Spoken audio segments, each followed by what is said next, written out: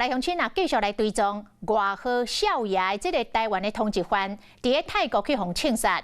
啊，隔天就坐无人机返来台湾的这个共犯，讲家己只是目击者，因为惊去互灭口，才脱队返来台湾。虽然检察官用杀人的动罪，甲申请收押禁见，但是法院是裁定以30万来交保。尾啊，检方过来控告，成功，法院是裁定收押禁见。华视新闻独家掌握到这个共犯进前交保了后，到5-6台美领免入的轿车，甲接访洗尘。转去厝才10多分钟，就搁甲一群人来出门。厝边讲，迄群人真有可能就是这件命案，还搁咧走路的嫌犯的朋友，有串口径的可能性。来看华视新闻的独家报道。顶个月28号暗时10点多，原本真安静的社区，雄雄有5-6台轿车停伫路边，一群人伫路边开讲。外面的这个查甫人表情真轻松，完全看不出来伊是泰国枪击弹尸体命案内底返来台湾的共犯。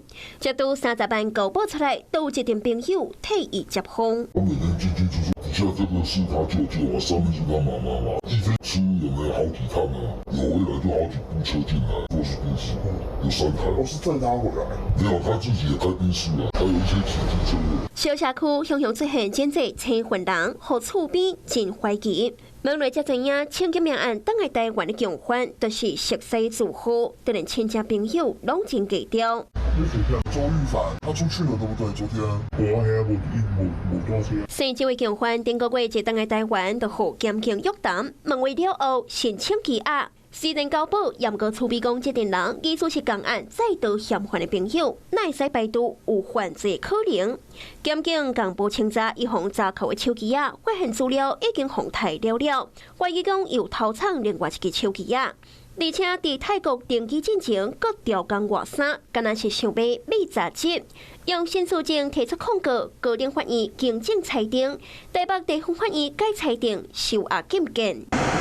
虽然生这位共犯一直强调只是看到命案发生的经过，斗3天清理会者，惊慌灭口，所以走返来台湾。严格检方认为，伊人明明就伫现场，所无法度交代起冤家的原因，口径有可能是咧暗藏涉案的内容，所以大家收押禁见，避免串经灭证。